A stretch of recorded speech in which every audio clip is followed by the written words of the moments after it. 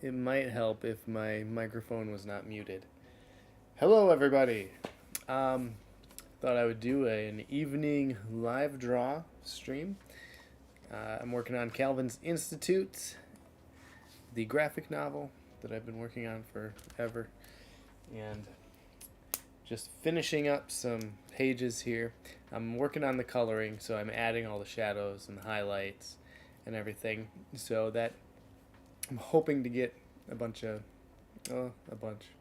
maybe 2 or 3 more pages done tonight. So this stream might go deep into the night. I'm not sure. I do want to point out a few things. I have a lot of different things that are out through Founders right now. So we have the Illustrated Baptist Catechism, the Illustrated Baptist Catechism coloring book, the Illustrated Catechism for Boys and Girls, and the Illustrated Catechism for Boys and Girls coloring book. But the most exciting thing is that Founders is now going to publish my Pilgrim's Progress children's book, children's picture book. It is The Pilgrim's Progress, A Poetic Journey, and they've picked it up to publish it. I've added 6 new pages since it was last published. So this is going to be a brand new edition. It also has a new cover on it. So you'll be able to check that out at press.founders.org, I think. Or just search Founders Ministries and you'll be able to find their shop. They have it on pre-order right now. A little preview of some pages there. Check that out.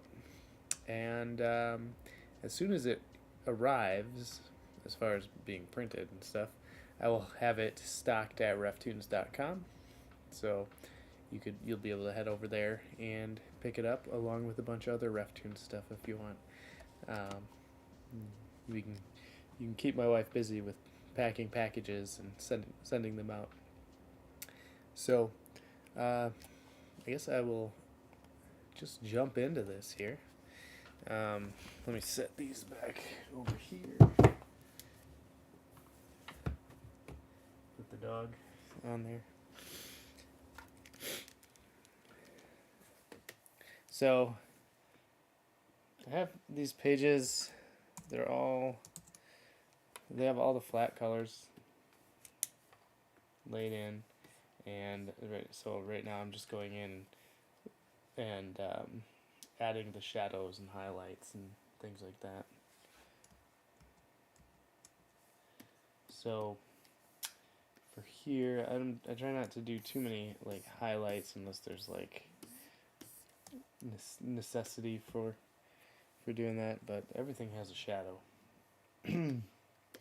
So the necessity for doing the highlight would be that one item in the illustration needs to be emphasized over the others or something like that. So I don't know what that is. Okay.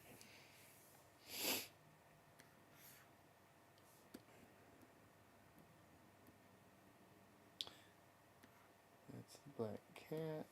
Here it is. Okay. So I'm just going to add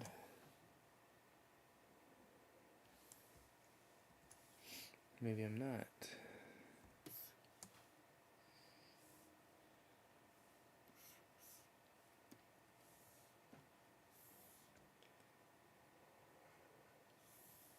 Oh, I know.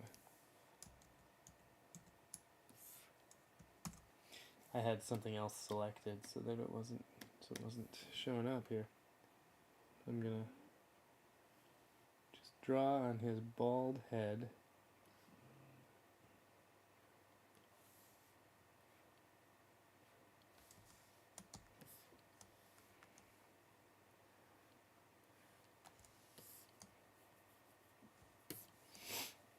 And add some more shadows to the background. I'm not going to go too crazy with the background. here because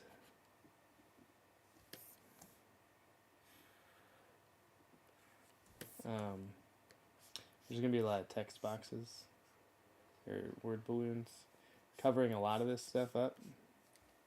So I don't need to be too terribly concerned about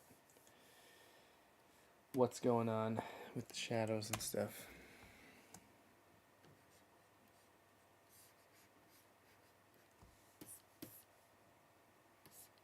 Oh, I just realized this boy needs different color pants.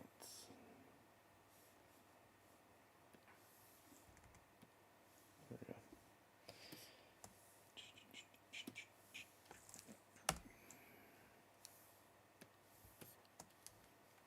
He also needs shadows on his pants, so we'll add those.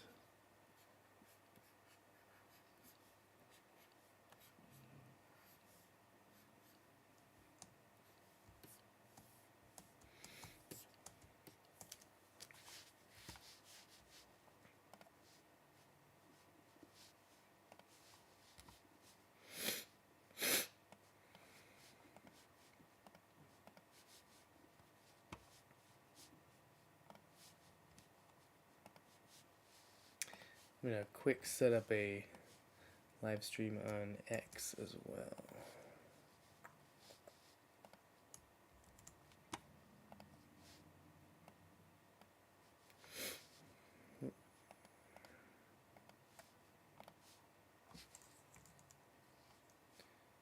Select a source, OBS. Send that over, and I'm going to make it public. Oh, hey, I can hear it. I don't want to hear it. There we go. All right, create broadcast and post. All right, create broadcast.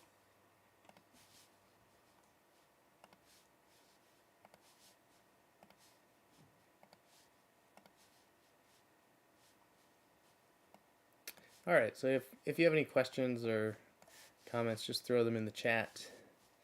Be happy to check those out and give you my answers, if I have any answers.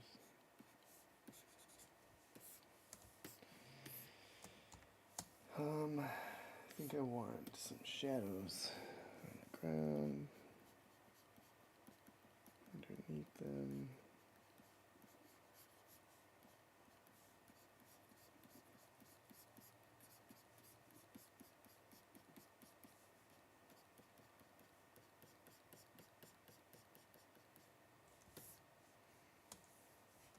And then some of these shadows.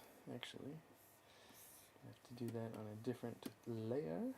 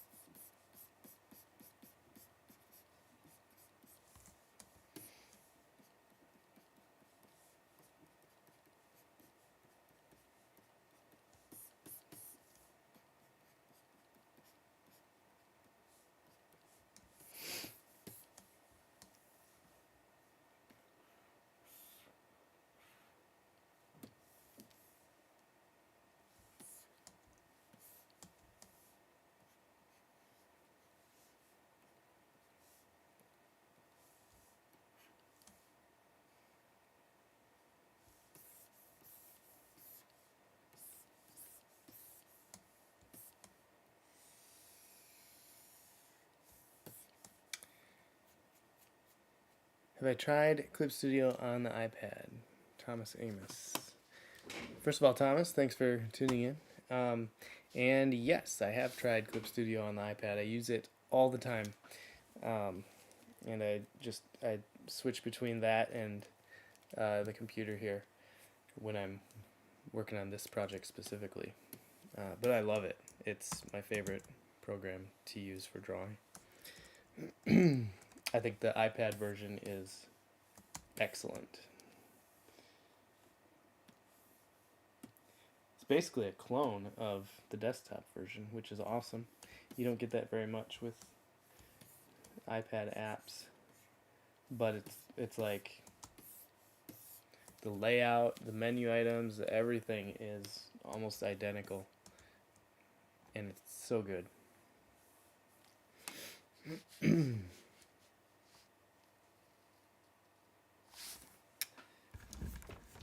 Hold on, I just gotta check something here.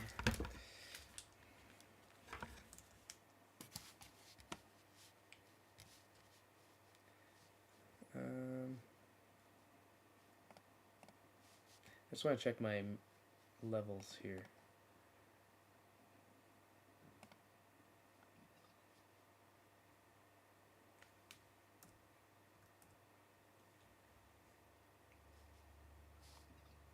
Strange.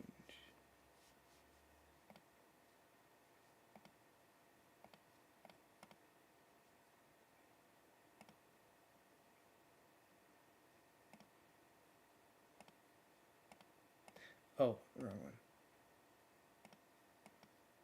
Okay, I'm not able to hear my sound through here, but okay, it sounds good. Okay, I just noticed something strange over there on the levels.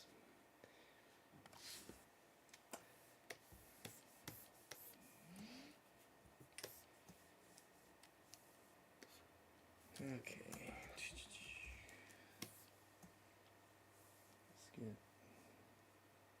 Let's see what the text is going to look like on here. Oh, okay, so there's plenty of.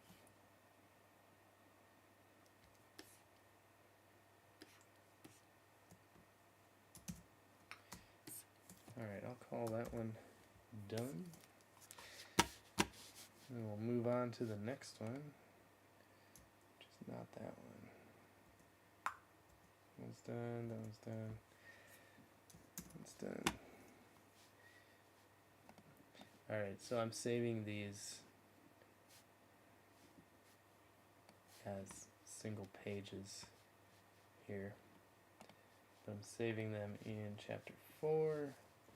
And which one is this? This is number 7. Replace. Then I am uploading them into here, which is called comicsflow.com. And this is a comic book project tracker where I can upload my finished pages. It'll replace that one, and then, whoops. And then down here, it has all my steps. So I have sketches, pencils, inks, colors.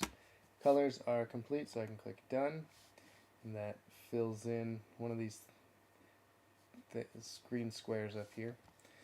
The ones that are lighter colored are the ones that are not finished yet. They still have steps left to be done on them.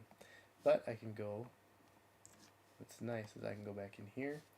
I can say, oh, I need to get 1.7 pages per day complete to reach my deadline of December 31st for chapters 1 through 5. So I can look on here. Which one is not green? So I've got this one, some of these ones, and then from there I can figure out which ones I should work on next. And that's gonna be, let's do this one. This looks like it'll be quick and easy to do. Plus there's a spider on it, and that looks fun. Okay. So I'll put this back over here.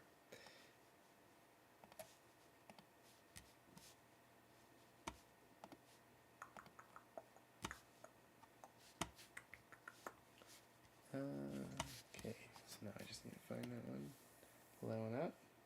Alright, so the issue with this one is that when my wife colors this in, laying in all the flat colors, she just does random colors. She doesn't do the actual colors that the characters are supposed to be. So I have to switch all the colors around. I'm actually going to take all these backgrounds off and create a new layer that has only the backgrounds on them. So I'm just going to delete,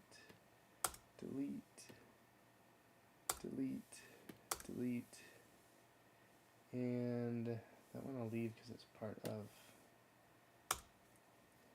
the thing. Actually, no, I'll delete that one too.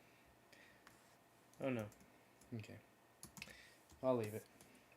Also, there's these little spots, so the first thing I'm going to do is take off the text and the balloons so I only have the picture. That way I can just focus on what needs to be done here. So I have all these spots where there's some white showing up under there. That's because I changed the design of the frames. I was going in and hand drawing each frame, but that was just so tedious and time consuming, and I don't have time for that. So I went ahead and just used the panel maker tool and created my own rough looking panel borders.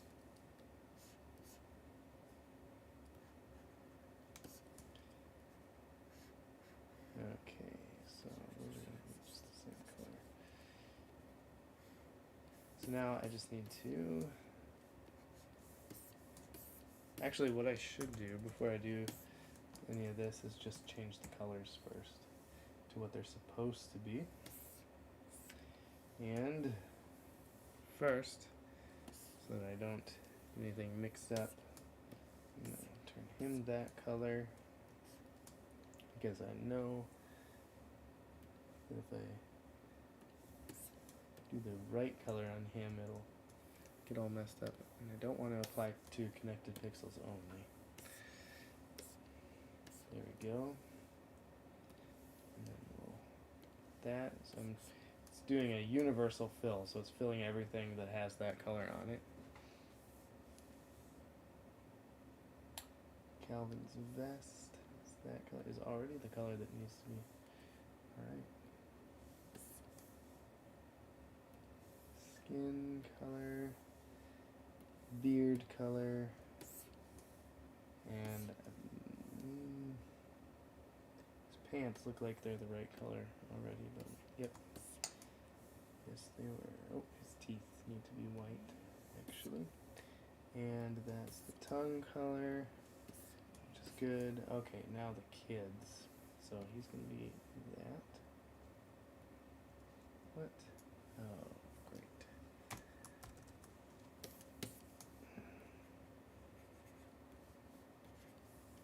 Okay.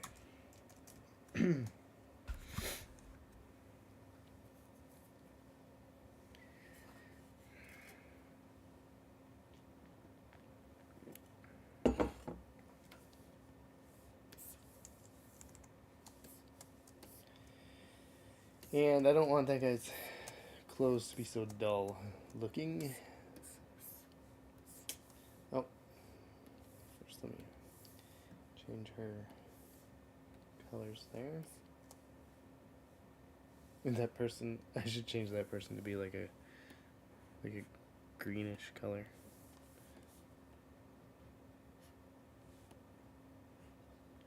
Like they're already gone.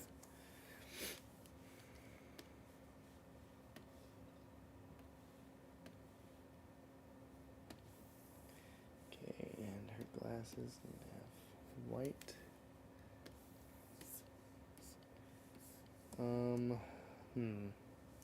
Spider.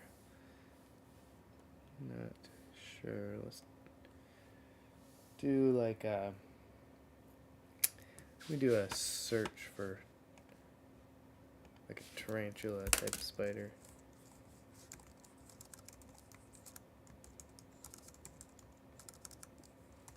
If I can spell. Let's see what colors they usually are. Okay, so a lot of different colors. Let's do a brown spider. So we're gonna need to change up some of this here.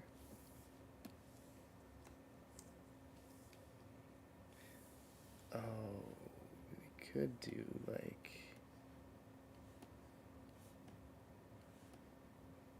teal colored legs or something. No, like a blue colored legs and teeth.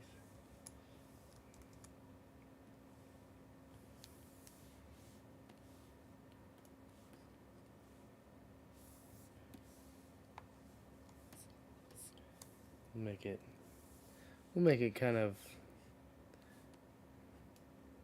out there.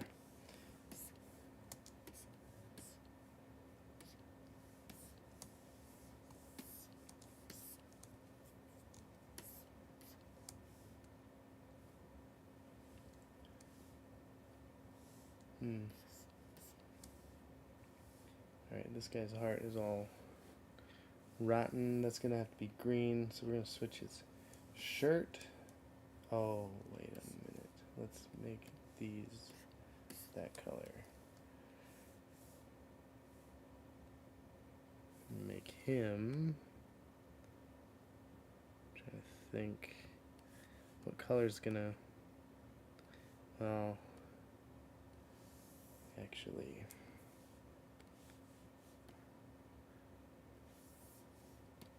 let's make the spider different tones of red. I keep changing my mind.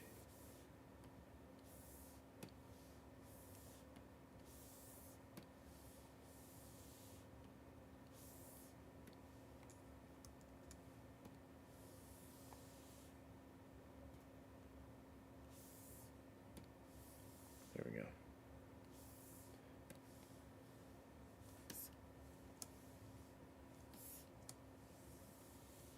And we will do the eyes like this yellow color.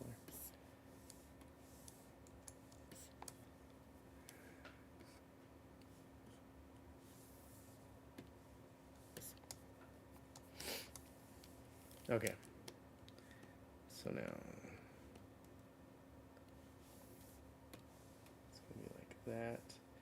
His shirt is gonna be that blue color then. Or actually, I already did a blue shirt for another guy. How about gray? Because he's kind of indifferent.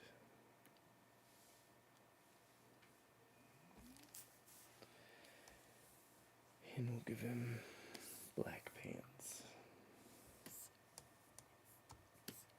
And we'll make these more like a bluish gray.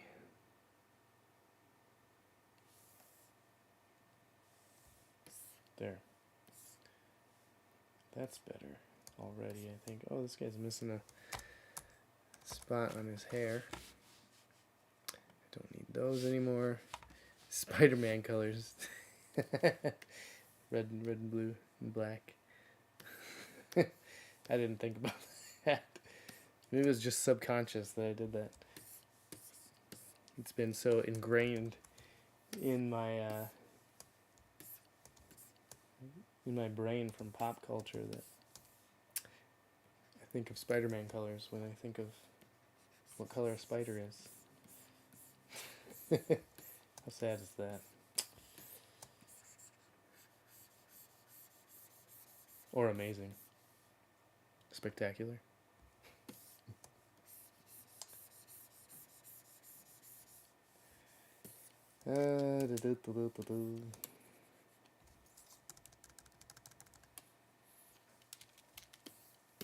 How was church today?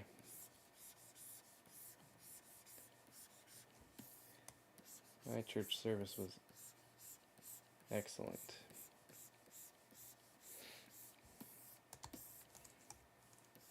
One of the young men in our congregation preached for us today, and he was on Titus 3 3 through 8, I think. It's very, very well preached, well exposited, all around.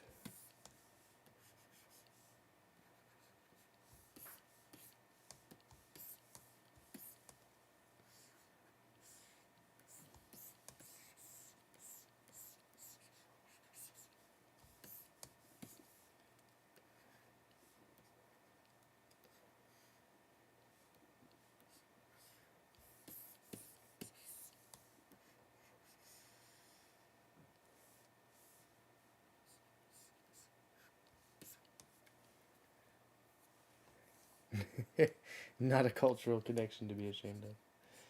Yes.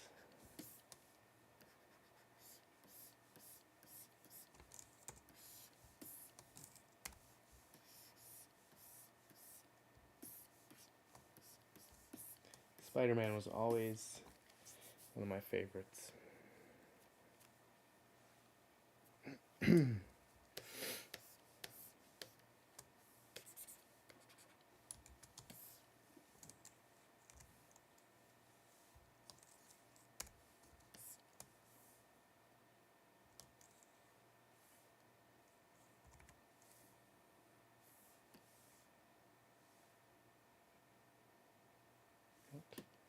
Oh, there we go.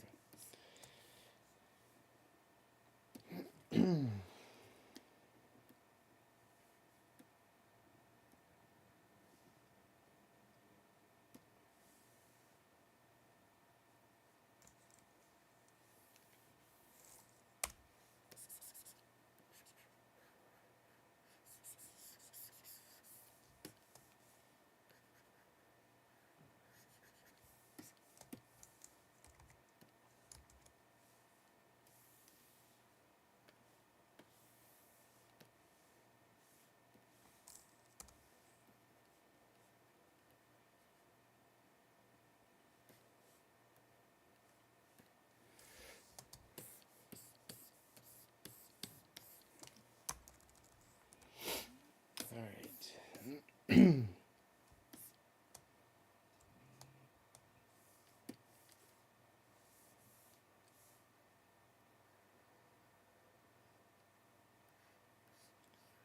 Now I just need to lay in the flats for this broken part. And once all the flats are fixed and complete, then I can move into adding the shadows and the highlights and things, and that's the goal, to get at least this page and one or two other pages completed tonight as far as the finished colors go.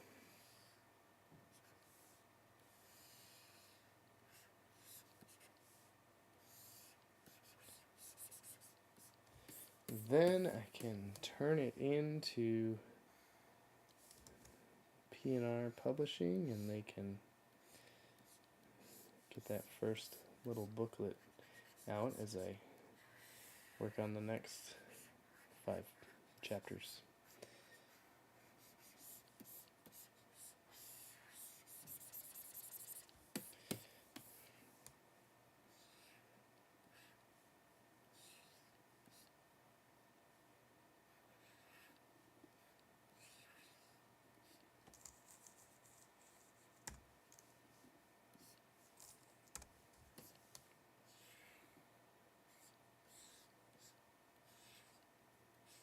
Speaking of Spider-Man, it looks like the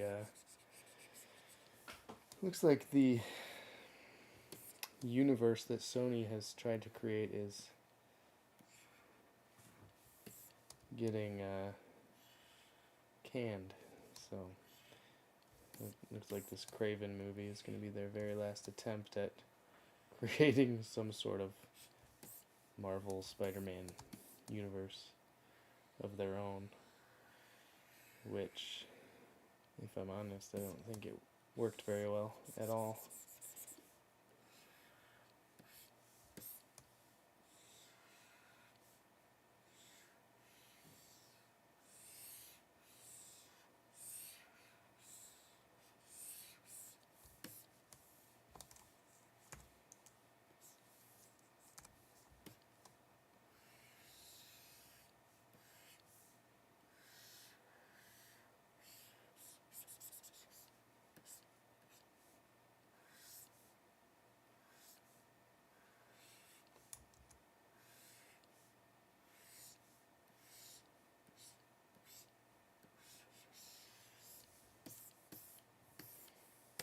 Okay. Oh, I see some things.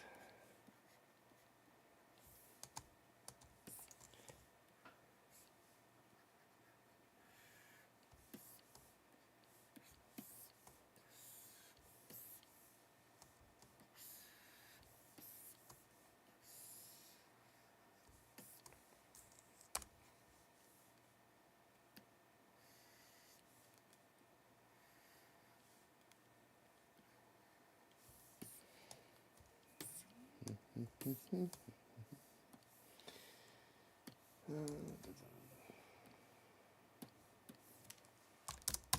40, and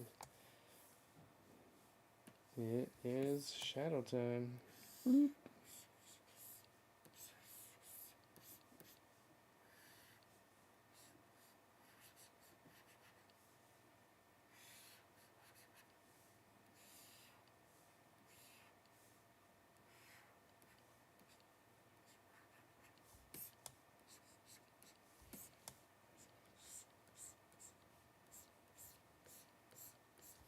Sometimes I turn off all of the colors and just lay in the shadows over top of just the line art. I don't know why. Just like I feel like I can see better sometimes when it's just the black and white. And I can see better where to put the shadows and stuff, but it also works when the colors are all on.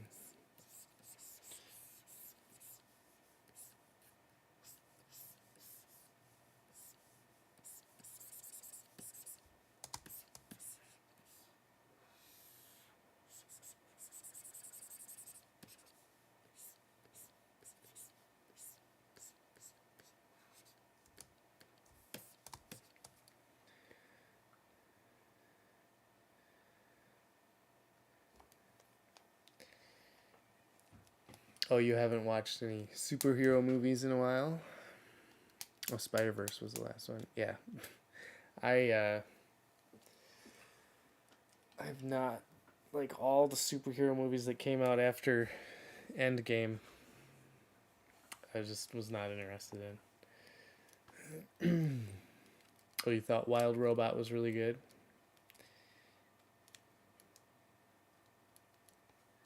And yes, I do my shadows with cool colors on a multiply layer. I usually use this purple color up here. For this project, I have this purple color on my multiply layer. There, that's the color I use.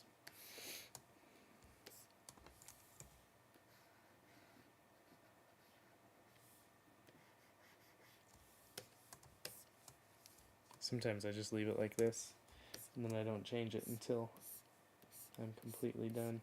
I'll do a multiply layer, and then I'll turn the opacity on that layer down to 40% for this project. And that's just kind of my default setting for the shadows when I'm working on shadows.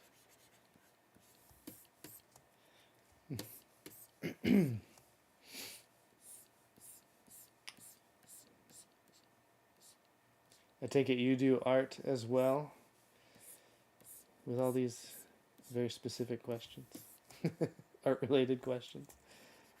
What kind of art do you do?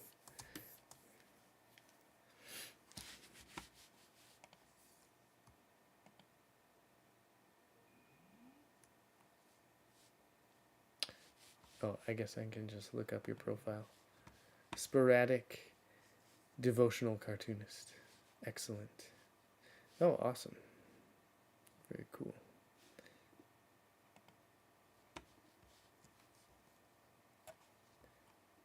Very nice. Are those is that watercolor or is that all digital?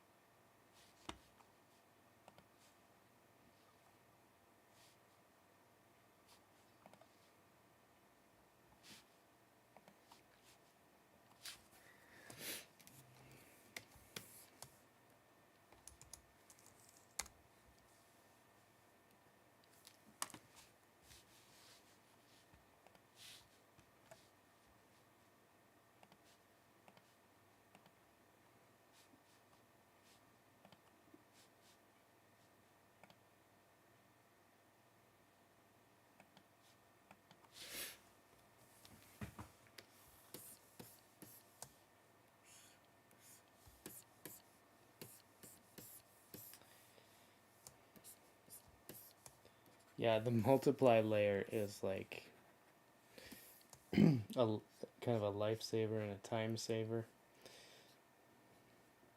Before I even knew about that way of coloring in shadows, I used to just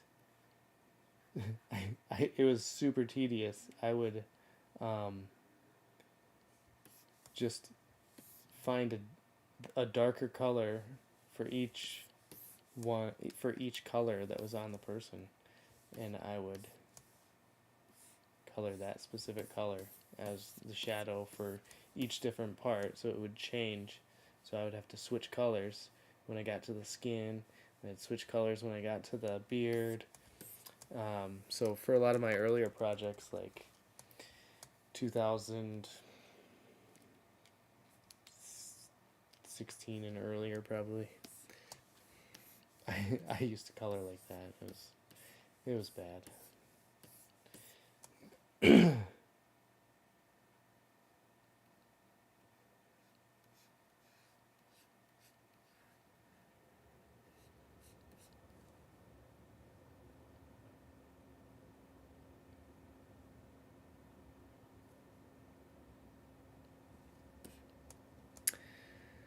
Okay, so what did I ask?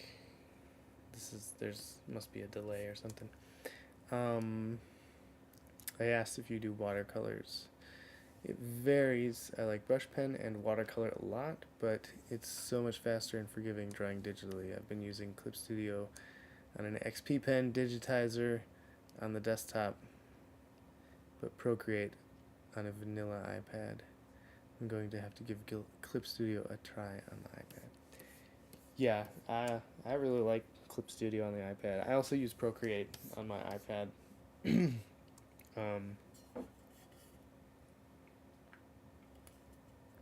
I haven't used it very much recently, but I usually only use Clip Studio when I'm just drawing for fun. I mean, not that this isn't fun, but I consider this work because it's for a publisher. But when I'm drawing on the iPad, just want to draw something that's not RefToons related, which I haven't been able to do in a long time, then I'll use Procreate on the iPad. Otherwise, I feel like every waking hour that I have has to be spent on this project in order to get it done while I'm still alive. And so I only use Clip Studio Paint. So that's what I've decided to draw this comic in. But yeah, I like to dabble in animation as well. So Procreate Dreams is another program that I've gotten that I really enjoy working in. Do you do much animation? I have so many different animation ideas, but absolutely no time to do them.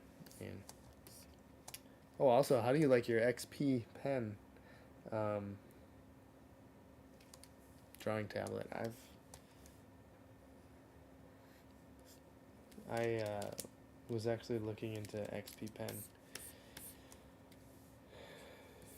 when I thought this thing was on the fritz. I would probably not buy a Wacom again just because they're so expensive. So I was looking into XP Pen and Huion, trying to figure out what would be the best one. I like to watch Brad Colbau's YouTube videos about all of his tech reviews for artists.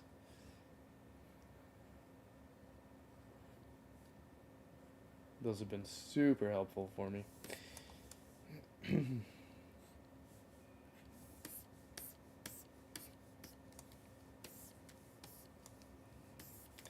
Now let's turn that multiply layer on.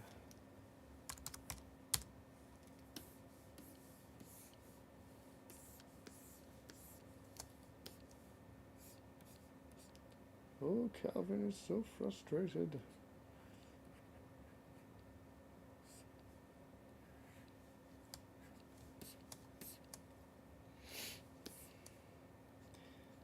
The downside about Clip Studio on the iPad is that it's a subscription only. So you have to pay a monthly fee in order to use the iPad version. Whereas this desktop version, I just have the one-time purchase.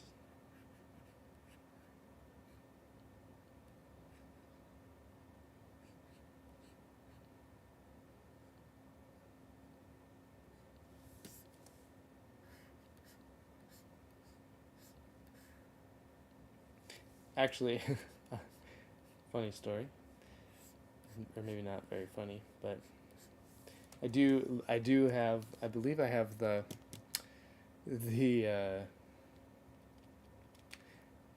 I have a subscription on the desktop, but it's all by accident because I don't even remember what site it was through, but they were doing a discount on one of the licenses for Clip Studio, but they have so many different ones. They're all worded weird, and I thought I was just getting the license for the version 3 or whatever it was. But it turned out that it was actually the license for the yearly subscription. And so I have the yearly subscription, so any of the updates that come out, I'm getting.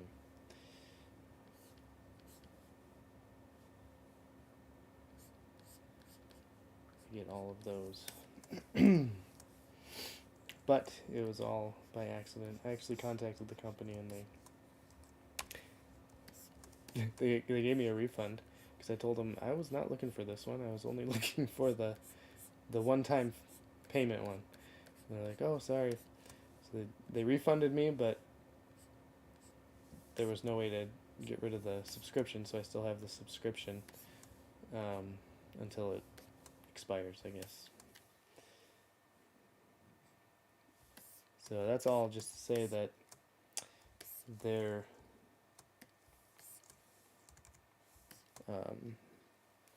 terminology on all their subscriptions is very confusing.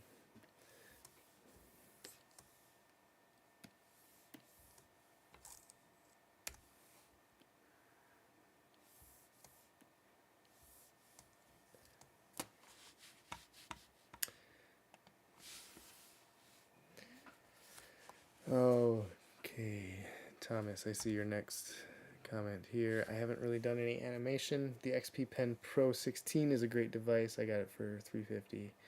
I've been using it for 4 years. It's 1080 and has a little bit of light leakage or light leakage? What is leaking out of it?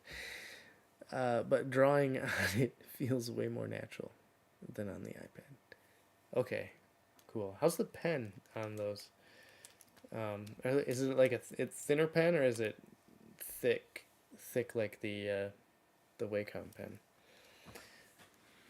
Because I'm not crazy about how fat the Wacom pen is. Because I like the Apple Pencil, how thin that is to hold in your hand like a regular pencil.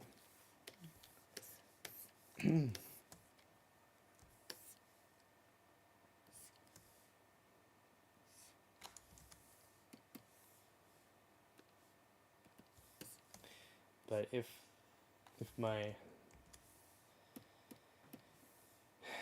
this Cintiq ever dies, I will be. I feel like I've been convinced by various reviews and videos and things that the XP pen would be a decent replacement.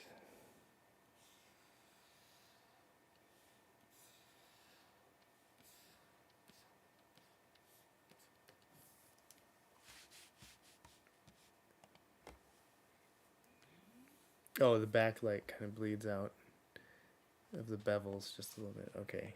And that's on the 16. I feel like a 16 is a good...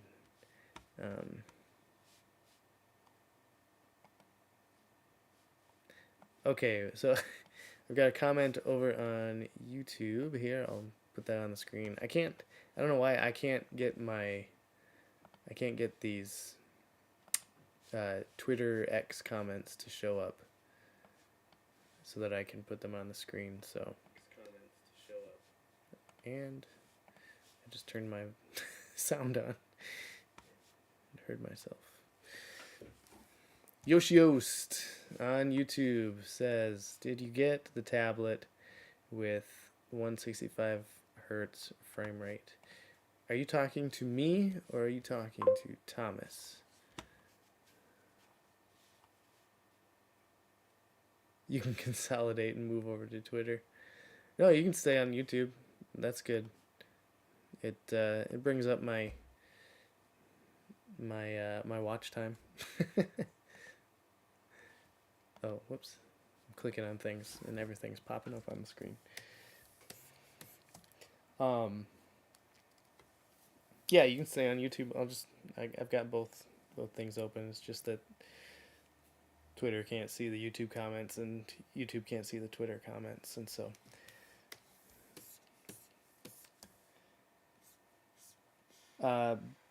as far as technical specs on the Wacom, I'm actually not sure what the specs are. I'm sure there's probably a way that I could look it up, but I actually don't know where I would check.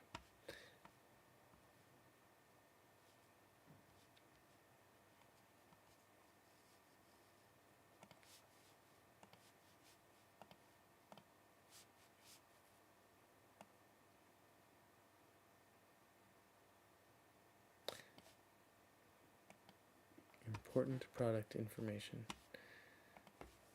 Yeah, I have no idea. It is a 4K screen, so it should be able to do something good. I'm not familiar with all that kind of stuff. I just know it works for me, and it doesn't lag at all for me. But I also have a good enough computer that's gonna work well for it, for what I need.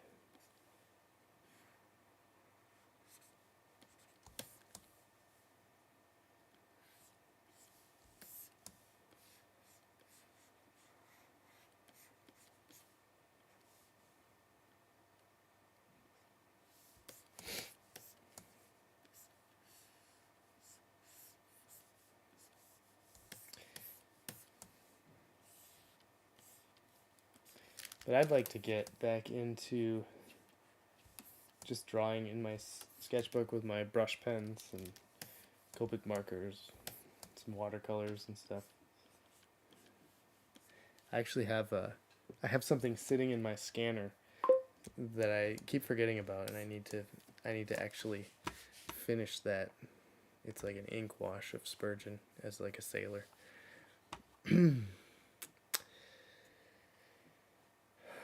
Yoshios, my other monitors are 165, but my display tablet is only 60.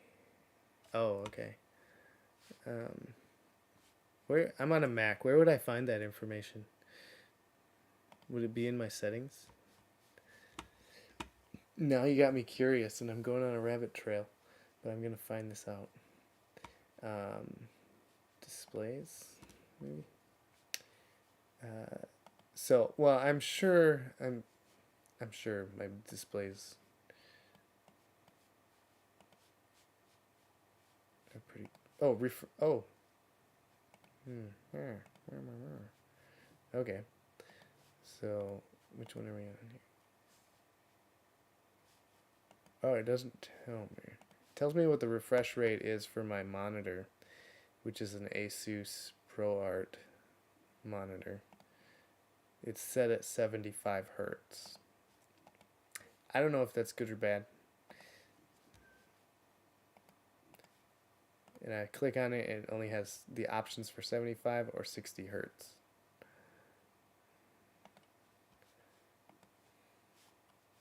But then I click on the Cintiq monitor. It's set as extended display. Color profile, rotation, advanced. Okay, it doesn't say anything about the hertz.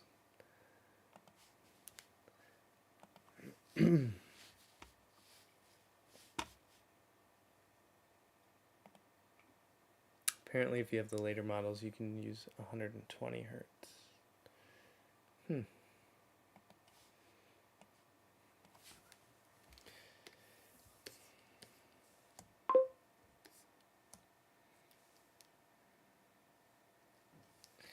Unfortunately, I'm not in the macOS ecosystem. Unfortunately. I don't think you mean that. Usually PC people don't mean, or don't like the Mac stuff.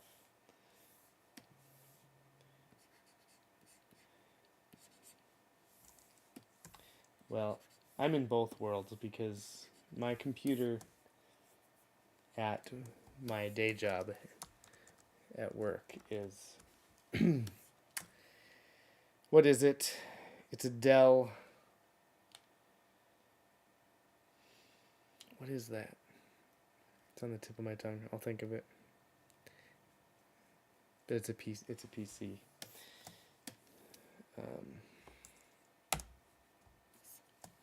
Dell. It's such a strange name. Can't remember what it is.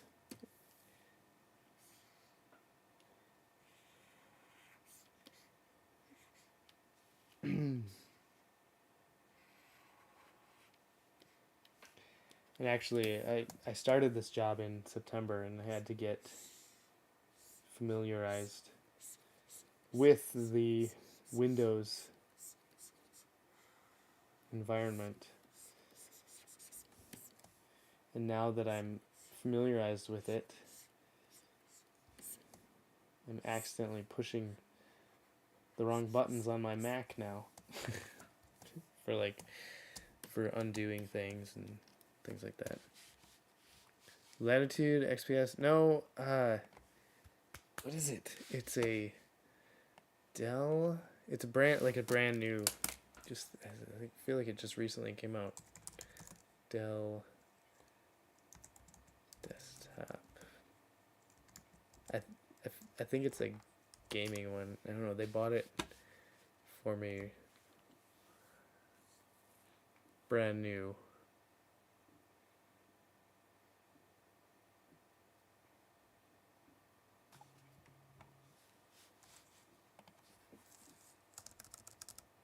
Dell desktop.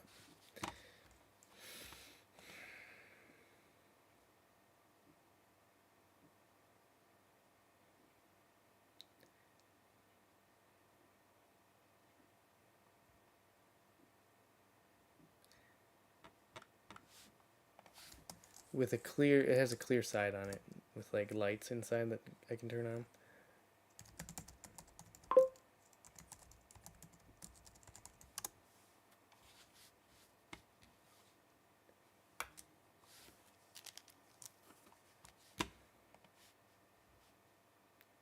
What is it called? Now it's bugging me.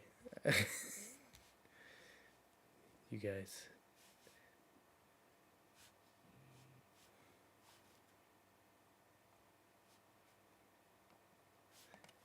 I'm gonna remember it. For some reason, the name reminds me of like a gladiator or something. Oh, Thomas, you use a... No, it's not Alienware or G-Series. What is it?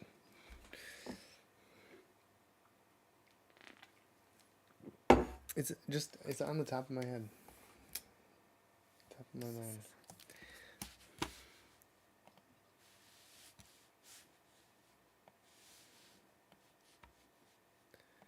Okay.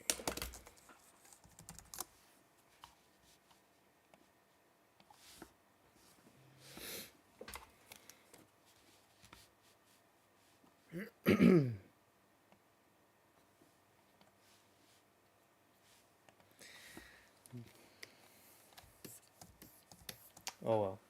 I'll think of it at some point. It'll just pop into my head. I feel like it starts with an I.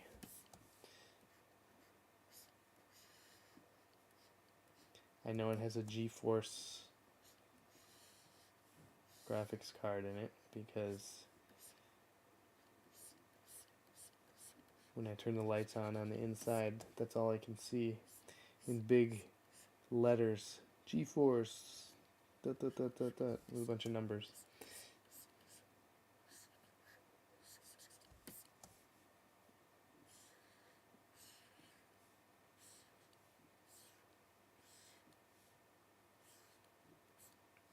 But anyways, yeah, I have to get used to two different computer ecosystems, which is kind of annoying.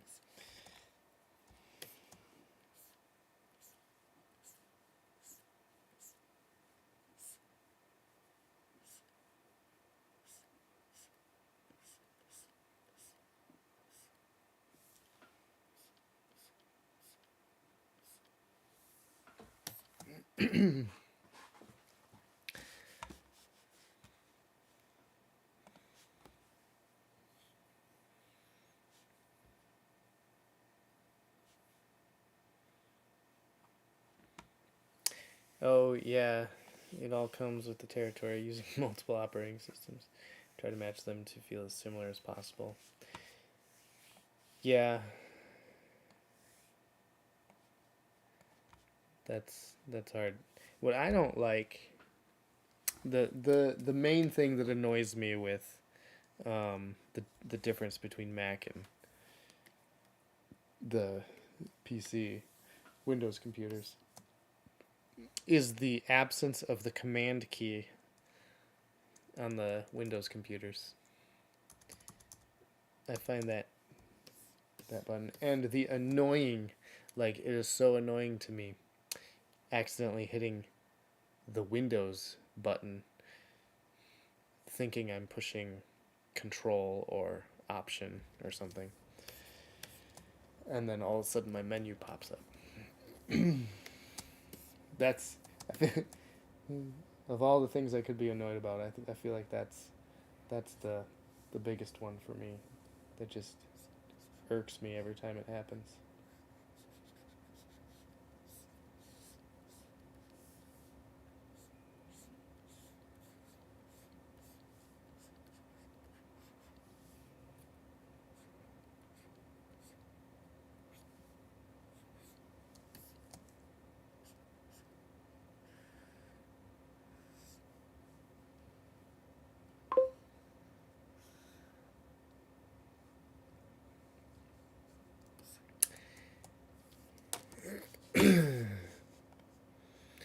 Yoshio says, I like gaming keyboards or using some kind of macro to temporarily disable the Windows key. Yeah.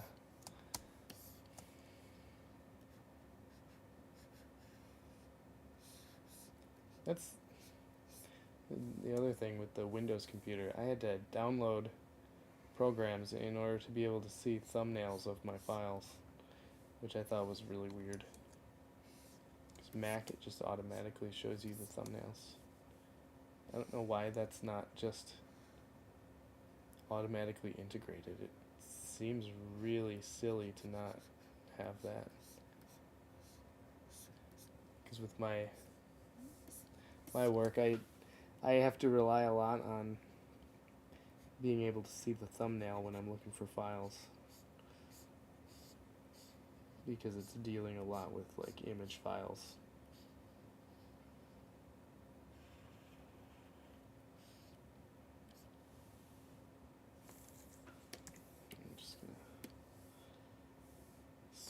that.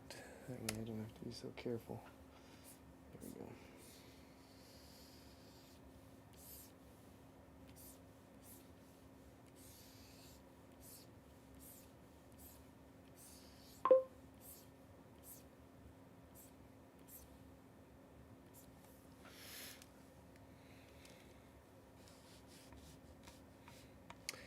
Yeah, like for Photoshop files, Illustrator files, Affinity Photo, Affinity Designer, any like raw art programming file. It doesn't show. I'm using Windows 11 at work, and it does not show like thumbnails of what's actually in the file. It only shows the icon of whatever program it opens in.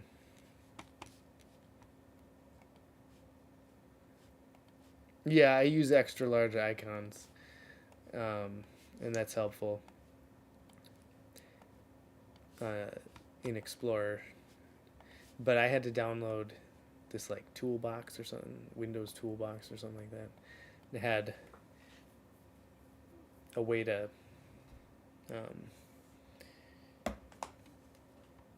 activate icons for specific file types, but I still can't see like the Photoshop icons stuff.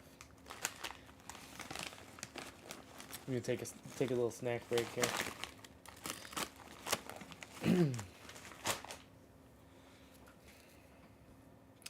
I have some potato chips and French onion dip.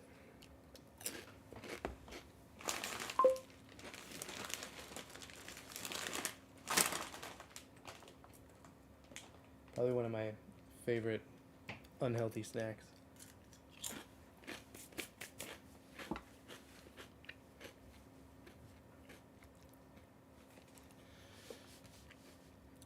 Yes, Yoshi Yost. I had to. What did I? Sage Thumbs. Yeah, that's what I downloaded, but it doesn't work for the Photoshop files. Or no, maybe it's the Illustrator files. I don't remember. Yeah, I had to download Sage Thumbs. And that actually works for the Affinity files. So, Thomas, you just mentioned you use Affinity, and it's the same way. I downloaded Sage Thumbs onto my computer at work, and now I can see the thumbnails of all of my Affinity files.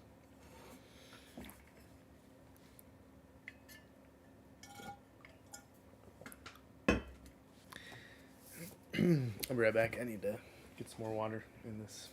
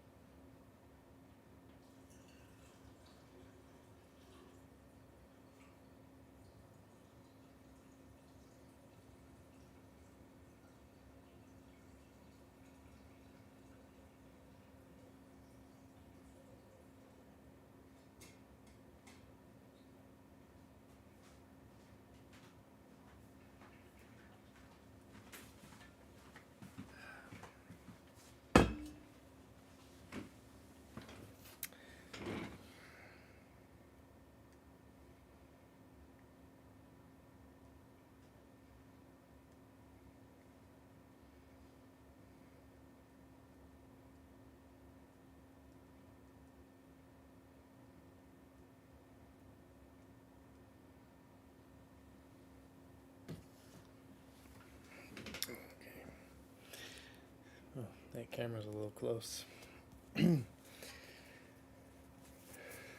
Matt! How you doing? I just appeared out of nowhere, didn't I? Alright. We're having a lively discussion about difference between the Mac ecosystem and the Windows ecosystem, and having to work in both environments and get used to both of those different environments here. And I just filled up my massive water container. All right, back to this.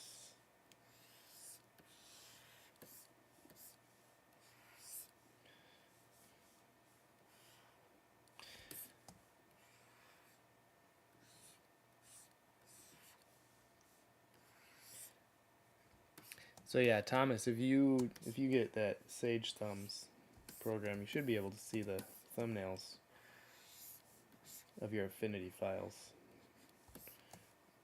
The only things I've been having issues with being able to see the thumbnails for are I think it's just the Illustrator files. I think I can, if I can remember correctly, I think I can see the Photoshop files, but it's the Illustrator files that give me the issue. Because I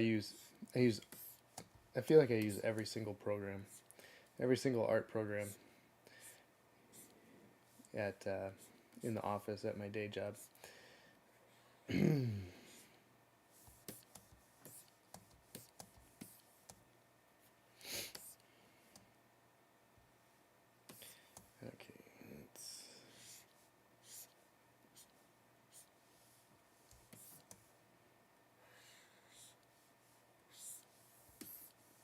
Yeah, sure. Why not?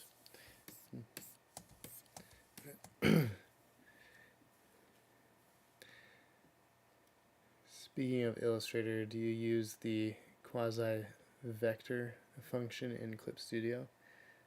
Actually, I was using that to do some of my line art on this project, but I found it super annoying when I needed to erase something because it would I'd get everything erased that I wanted to erase, and then I'd lift up my pen, and then it would only erase the part that had the vector line on it, and so it would still be all choppy and everything. So what I did was I did draw some of it just in case I needed to enlarge something and not lose quality. That's the only reason I did that. But I realized that I don't need to do that as much as I thought I might for this project, and so I just ended up going back into those files and just rasterizing them all. And what? Yeah, and now I don't have those. Do you use that that functionality?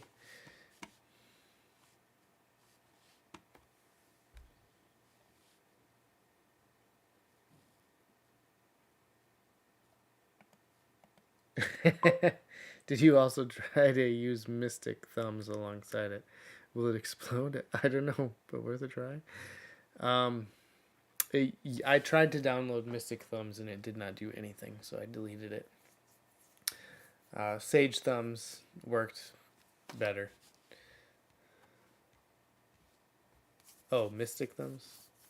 Oh, maybe it was a different program than that I tried to download and it didn't work. Or maybe I did see that you had to pay for it and I decided not to do it.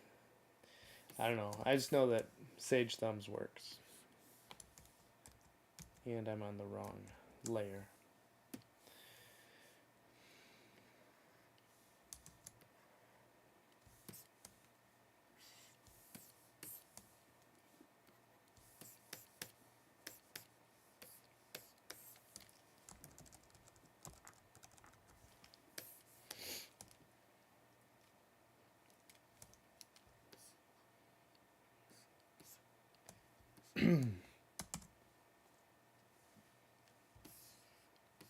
Man, it'd be a lot easier to do if you guys could hop on the microphone and talk.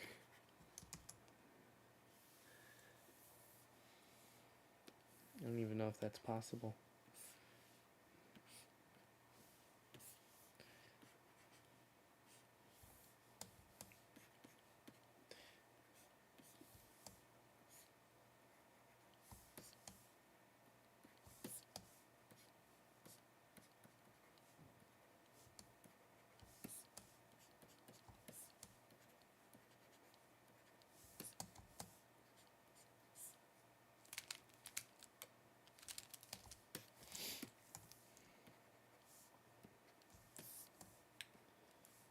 So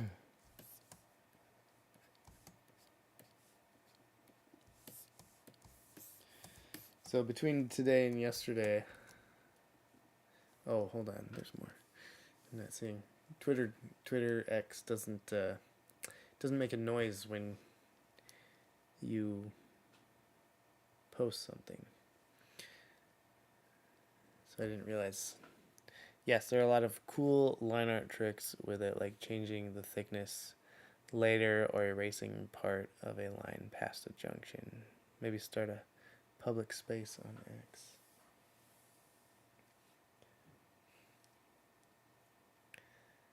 I don't know how to do that. Can you do that on desktop?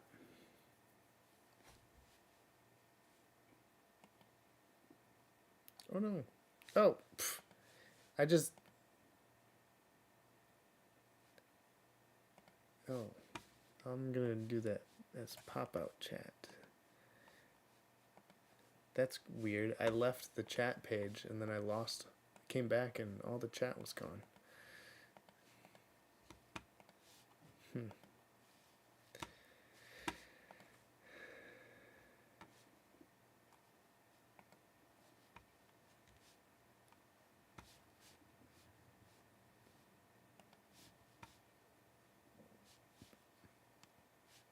Can I start a space while I am live?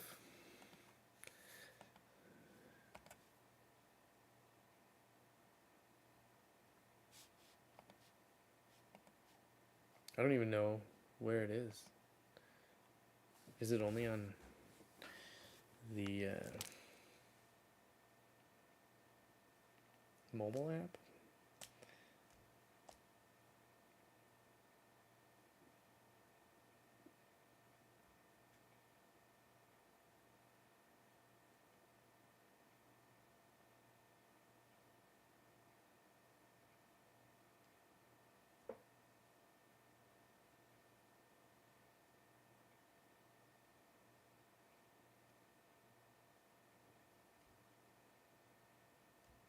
Okay, I'm not even gonna try to figure it out right now because... Oh, you can only do it from the app. Where at on the app? I can't even find it. I see my drawing live on here. Oh wait, is that it? No. That's communities. That's Grok.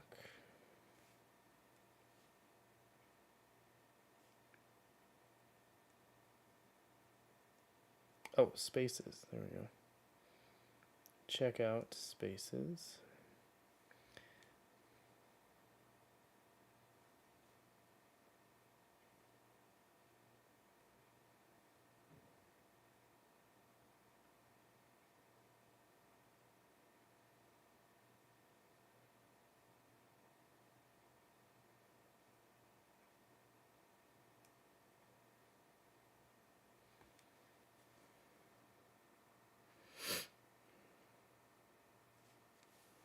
Okay. Let's try it.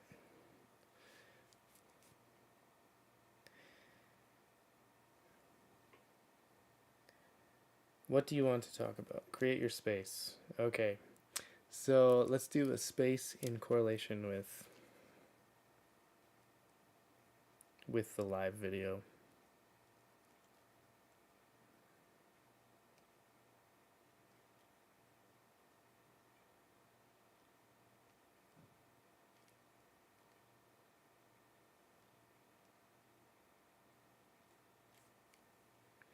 And we don't have any live draw chat. I'll call it an experiment.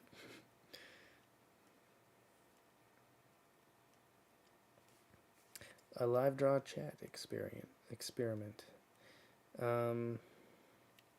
Record space. I don't know. Enable video. Oh, that would be awesome if they could integrate. Okay, I'm starting it now.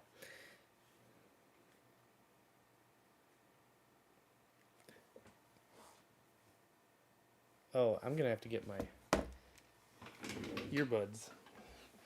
Hold on.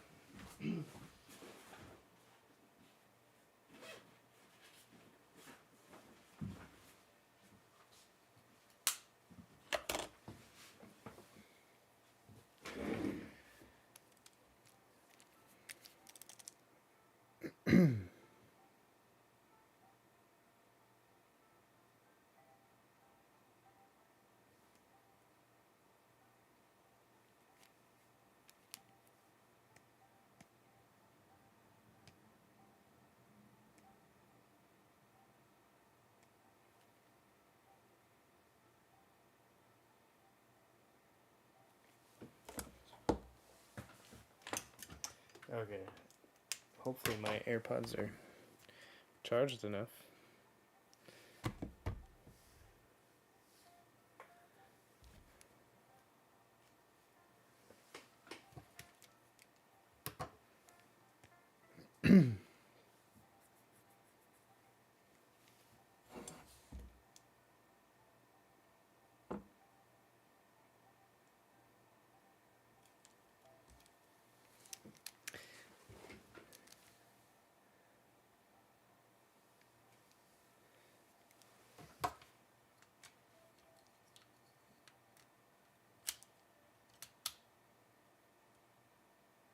I have a feeling my AirPods are dead. AirPod case 0%. Okay, yeah. So I did just create a space, but I don't know if I'm able to.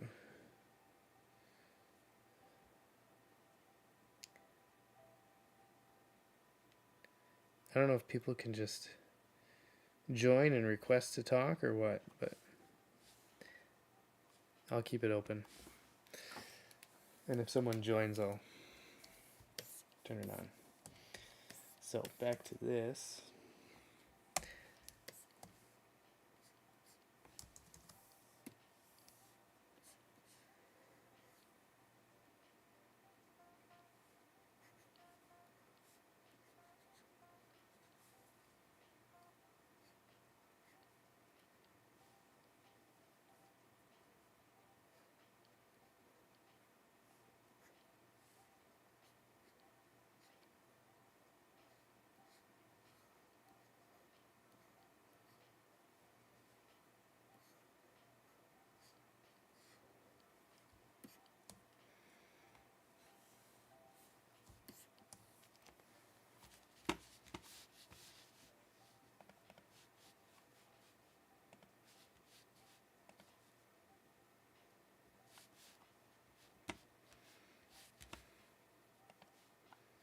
Oh.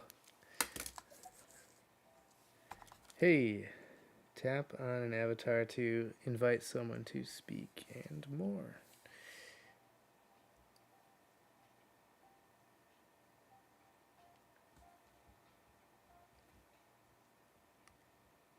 There we go.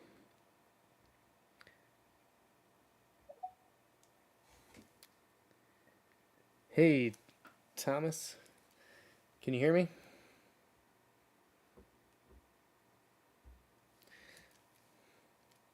All right, so anyone joining this space right now, just let you know it's kind of an experiment.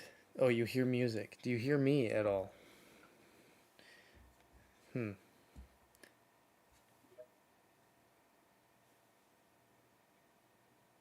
Okay, I see that you have joined as a speaker. Okay.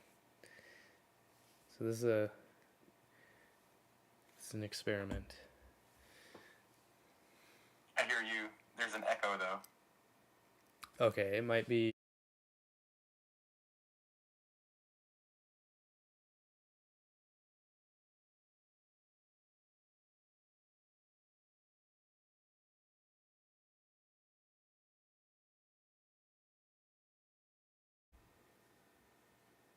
Strange.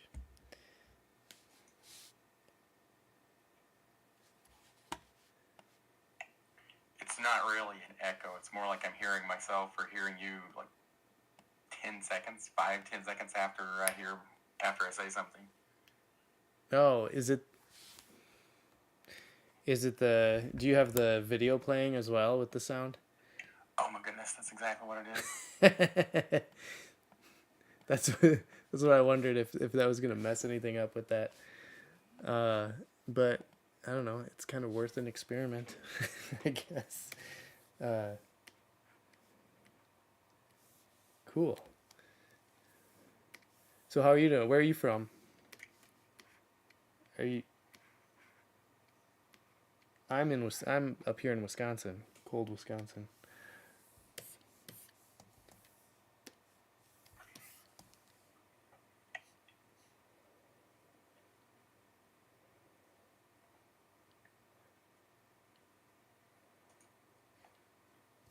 I'm from South Georgia. Okay.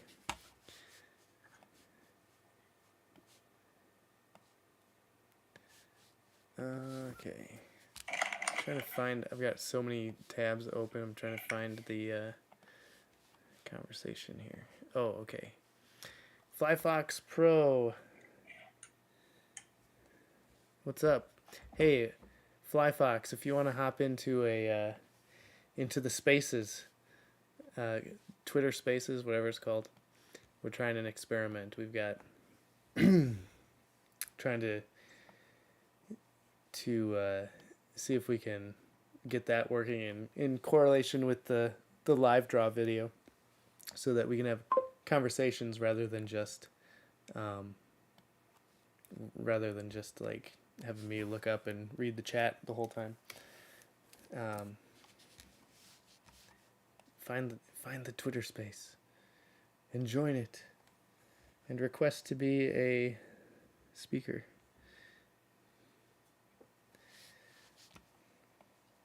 So, yeah, we've got people joining the space, and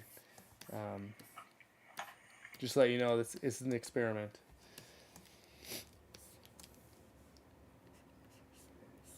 Trying to get it to work with the live video. You may have to turn your live video sound off if you're going to join the space.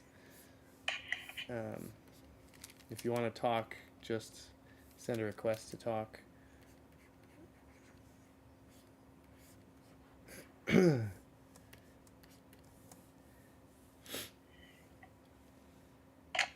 So, Thomas, do you use all of the Affinity suite, or is there a specific program that you use? Mostly just Affinity Photo, but the school that I teach at recently got licenses for Canva, and then Canva bought Affinity, and so now I have licensed copies of the whole Affinity suite, so I've started poking around at it. Okay. Yeah, that's right. I forgot that Canva purchased that.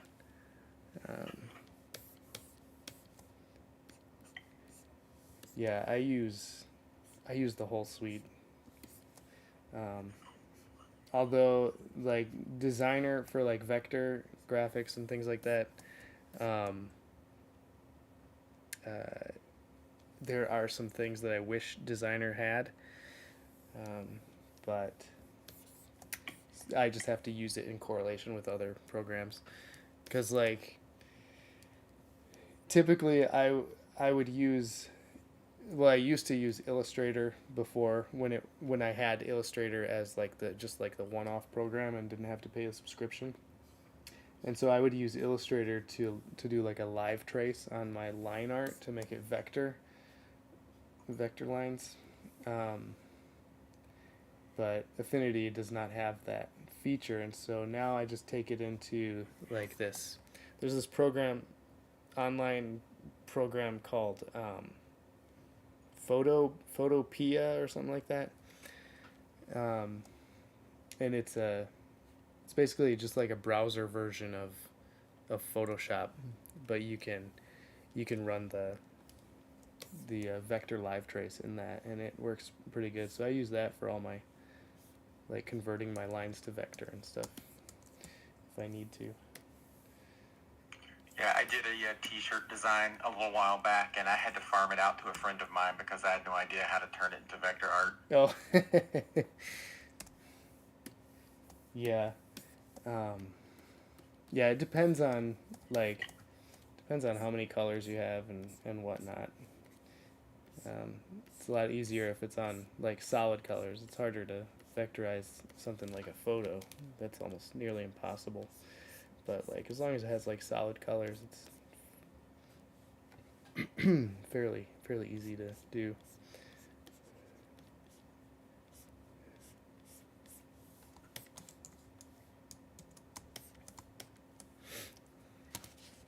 So do you do art for your professional career as well? Yes. Actually, for about 15 years I was doing full-time freelance illustration, and then just this this recent September, not last September, but September 2024, I took on a job at a souvenir company that's about 45 minutes away from where I live. The owner of the company is a deacon at my church, and he told me they were looking for more artists, and so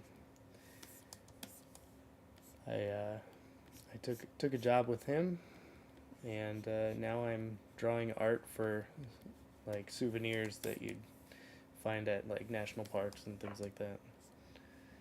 So it's actually a lot of like, they have a lot of, I don't do a whole lot of like custom art there. I do some, but a lot of it is just like finding old artwork, putting a different destination on it, and and then resaving it for whatever. So, but sometimes I get to be creative. How about you? Do you do, or you said you work at a school or something? Yes, I'm a public school social studies teacher. Oh, okay, excellent. So I guess the next question I had was, do you ever, as far as doing the work that you're doing now, if you're doing art for your regular job, then you come home and you do art again, you ever feel like it's burning you out a little bit as far as your creative process? Actually, I feel more burned out when I'm at work. When I come home and I start working on this stuff that I want to work on, I almost feel rejuvenated in a sense, because I'm making progress on things. Like, I don't know, I feel like I'm still getting used to that balance of working outside of the home, because it's the first time in 15 years that I've actually had to report to somebody and not be able to make my own hours and whatnot. So I feel like I'm still kind of getting used to that and trying to navigate that. And so there's days when I'll be at work and I'll just be thinking like, oh man, I have all this stuff that I need to get done for these projects at home. I could be doing that right now, but but I have to make money. So I literally stand in the hall between periods and draw on my iPad between class changes, just trying to get in about an hour, if I can get an hour of drawing a day. yeah, that's good. I do that like on my lunch breaks. I bring my iPad with me and I load it up with pages from this or whatever else I'm working on for my own personal projects, and I'll just I'm thankfully I have like my own office so that I can just kind of snack on my lunch throughout the day as I'm working. And then when lunchtime comes, I just spend that time just working on my iPad.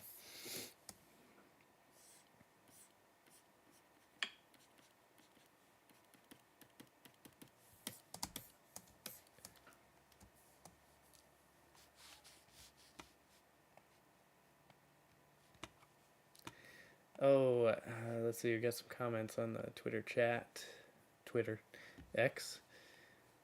Still not used to that. Let's see. Chris Seagroves. I just got the updated Founders Ministry version of the Baptist Catechism, more or less the same as your self-published, but my kids had worn the binding off the self-published one. Thanks. Yeah, no problem. That's awesome. Did you get the coloring book version too? Because that's out as well. Fly Fox Pro. Let's see. Another comic from you. Been looking forward to this since the Post Tenebras Lux Kickstarter. You're way too organized. I prefer to have organized chaos and leave everything until the last minute, especially when I'm drawing something for someone else. I wouldn't say I'm organized. That's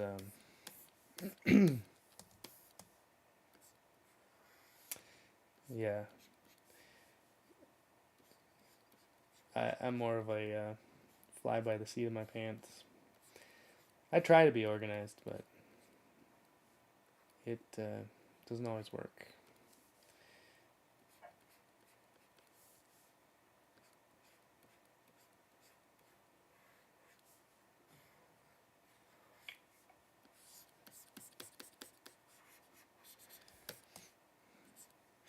So, Thomas, I see that you do, like, cartoon devotional things.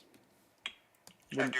Yeah, I haven't really figured out what style I'm drawing in. It's been a lot of really hit and miss on the style that I used. You know, Okay. I think probably just from not drawing enough. Okay. When did you start doing that? I've probably been doing the devotional drawings for about 4 years. Okay. I mean, I've been doodling since I was a little kid, but nothing really specific. Jake Parker really got me started about 4 years ago with his with the brush pen and Inktober, and every year I've probably put a little bit more time into drawing. Oh man, yeah, yeah. Jake Parker, that's who I was watching when I first started using the ink brush. I got the Pentel pocket brush, and I've been using that for years, and I absolutely love that.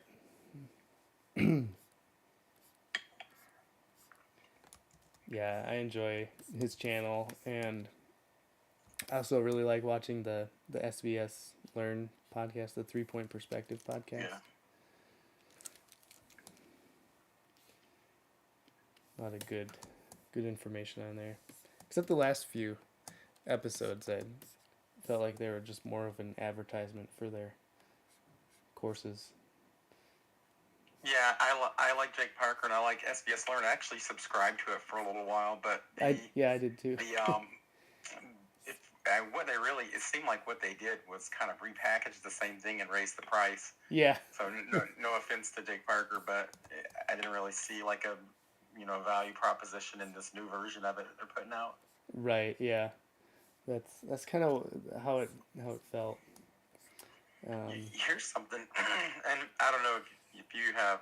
This is something you'd be interested in doing. I definitely don't have the clout for it myself, but one thing I've noticed in the last few years of drawing, there's been different art communities that I've appreciated, but when it comes to getting feedback and things like that, they tend to be at least low grade, hostile toward, or at least I wouldn't say hostile is the wrong word, but not necessarily enthusiastic about anything that has a religious subject matter. And so it's been hard to find an art community where I could get in and bounce ideas off of people and get advice and stuff like that, because most of the art that I'm doing now, at least probably about 80% of it deals with some type of religious theme or devotionals or something like that. So it would be really neat to find an art community that that was really catered specifically more toward Christian artists. Yeah, there's, if you look on Facebook, there's Facebook groups, there's the Reformed Canvas group. There's a lot of Christian artists in there who offer up critiques and things like that, and that's one that I'm a part of. I haven't posted in there very recently, but I mean there is that one. But yeah, I totally understand that feeling of wanting to connect with other artists with your with like a Christian background. Um, but yeah, the Reformed Canvas, as far as like for now, I mean that's one thing that's available.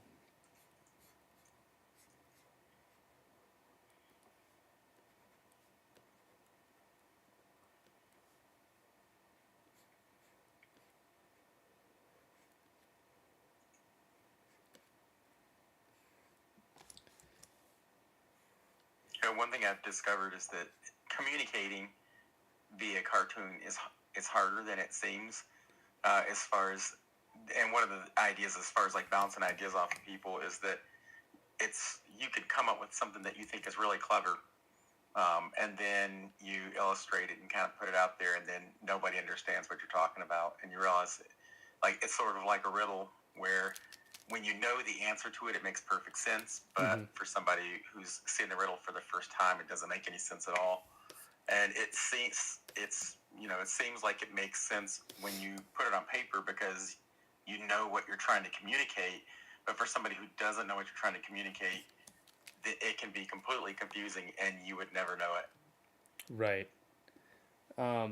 Yeah, I mean that's something I ran into every once in a while with the like drawing the RefToons and things. Is that I'll put one out and like I'll get lots of comments on it saying, "I don't get this. Can you explain this?" And I don't know. I just feel like sometimes like I'll have an assumption that everyone understands what I'm thinking in my head when I'm making the comic, and I need to be more clear about um, being clear in the comic about what I'm talking about instead of doing something that um, that only applies to people who are assume they know what you're talking about or something. I don't know if that I can't explain things either, Yeah. but I don't know. I've found that I need to be more clear in the punchline or the imagery or even choose quotes that that don't require background context in order to understand them.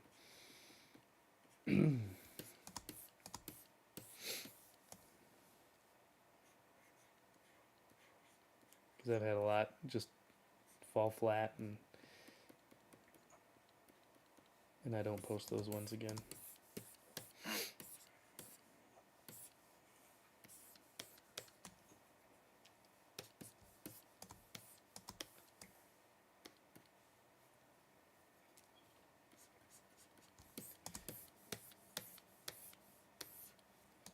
Okay, I think I got all the shadows done. Yeah, when I found out that I could just do a multiply layer with a nice cool color as my shadows, I mean, that just made my process go 10 times faster. I think when I did the Pilgrim's Progress children's book, it was like I was doing a different color for each color's shadow. And so that was just extremely tedious.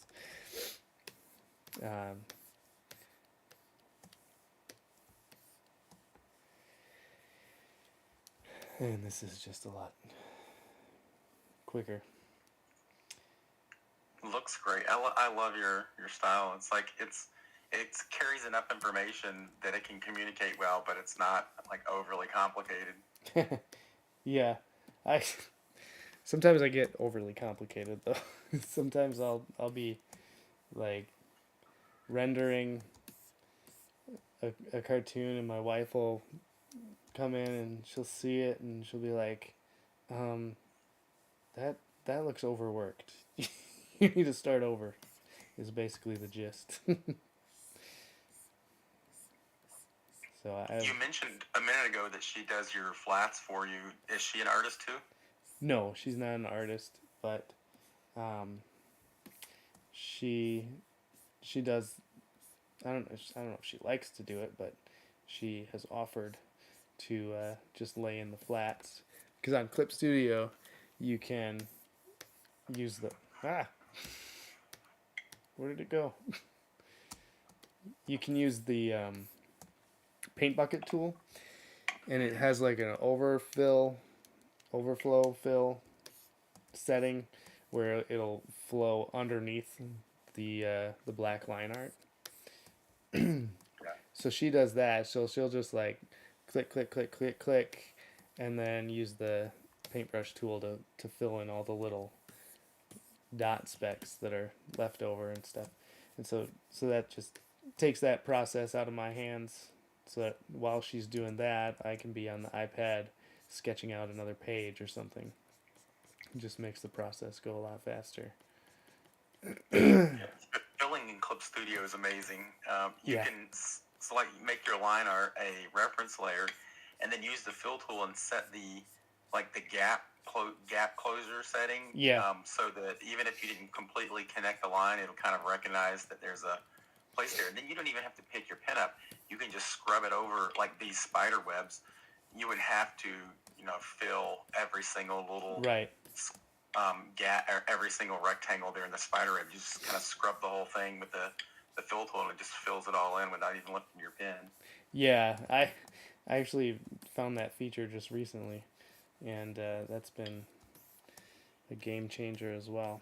But yeah, and then I go to use the fill tool in other programs, and it doesn't do the same thing, and I get very disappointed. And then when you gave that good review of the Clip Studio on the iPad, I kind of got excited about it, because Procreate's super simple to use, but there's definitely features from Clip Studio that I miss in it. Yeah, definitely. Yeah, I feel like it's been kind of a seamless workflow working between the iPad and the desktop on the Clip Studio Paint app, because I can just upload these to the Clip Studio cloud and then download them from the cloud onto my iPad, or you can just put them on a drive and put them on your iPad or whatever. But I find it very helpful just to work in the what is it called? The Clip Studio. Oh yeah, it's just called Clip Studio, in the Clip Studio app. And then open them in Paint. And the layout is almost identical. It's not, you can set it to have like a simplified mobile version of the layout, but you can also, which I prefer, just having it look just like the desktop, because I know where everything is already, and it's easy enough to get to.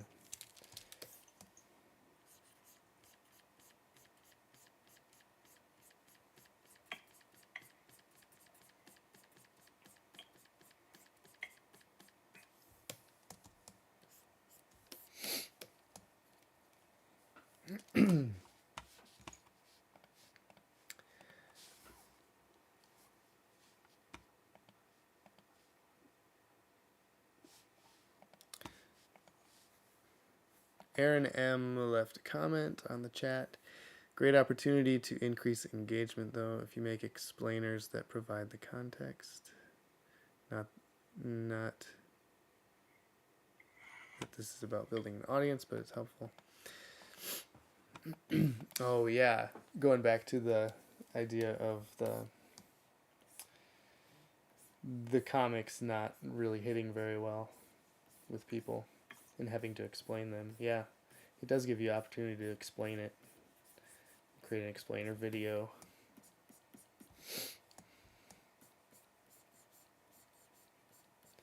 Aaron's given some marketing advice.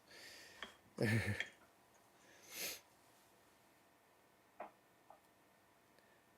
I put my drawings on my website, and one of the things I did for each one of the drawings is or at least a lot of them, when you click on them, they go to a blog post. And in the blog post, I'll have scripture references and the process and sketches and things like that. And so if you wanted to know more about the idea behind it, you could go there. But the website gets like so little traffic compared to social media. Oh, yeah. Yeah, that's a good idea too. Just put it all on a blog and stuff.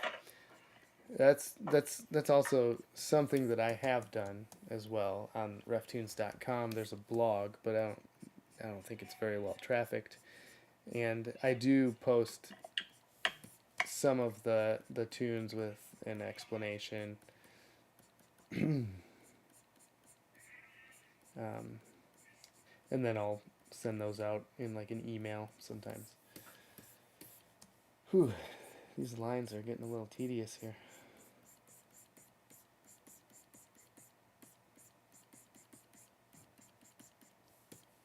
My wife is actually a better cartoonist than I am. Oh, really? Her cartoons are a little more simple than mine because she's a full-time homeschool mom, and she named her cartoon Low Expectations, and it's essentially she just finds the most simple way to get her idea on the paper. Oh, because she doesn't have tons of time and energy for it, but her comics are hilarious.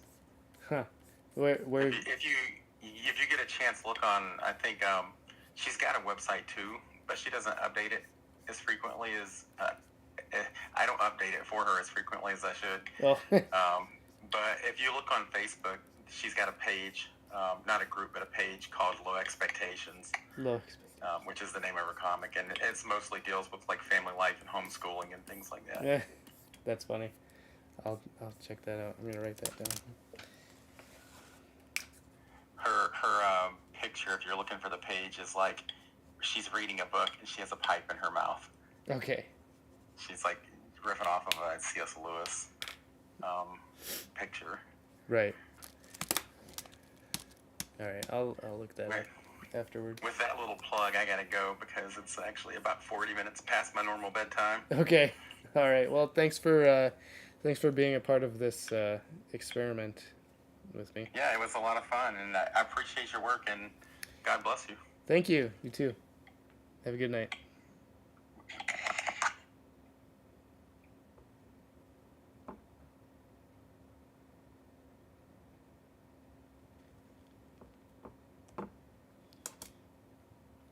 All right. Let's see. My wife is texting me. Oh, I need to promote some T-shirts. If you guys are interested in sweatshirts, T-shirts, we have hoodies. The Alone design. It's like the what is it? The 5 solas. Inside the word alone. On a sweatshirt at RefToons.com. Go check that out. We have lots of them already pre-printed that we'd like to get out of the house because our house is just filling up with all kinds of products and packaging and whatnot. And I'm going to eat while I'm talking to you because I feel like that's a very proper thing to do. And I keep getting super close to this camera.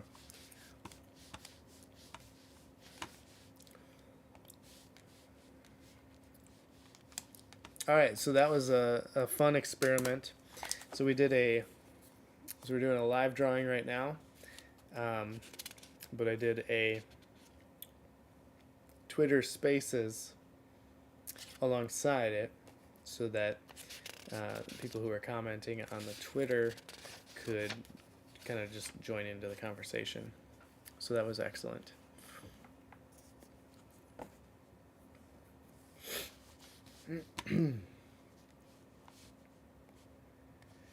So let me just text my wife real quick.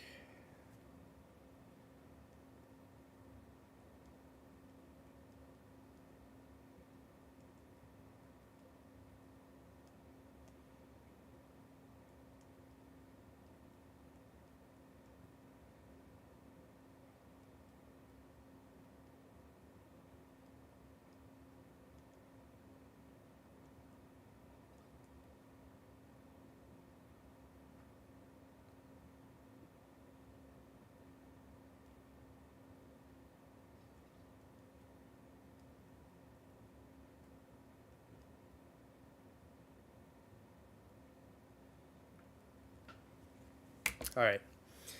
Well, I'm going to close out the live stream.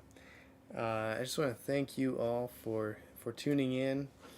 And I'm going to think more about a better way to do this, where I go live on X, but then also have like an X Twitter Spaces where we can have like a live discussion instead of me going back and forth between the chats and reading those off.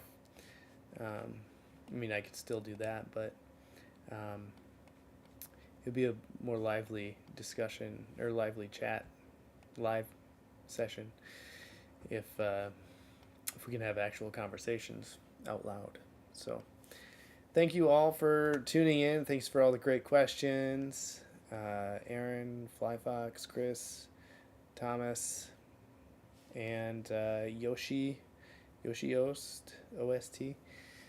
Thank you all for tuning in, and don't forget, go to RefToons.com. We have t-shirts, Christmas t-shirts, all kinds of other t-shirts, and we have crew neck sweatshirts as well as hoodies.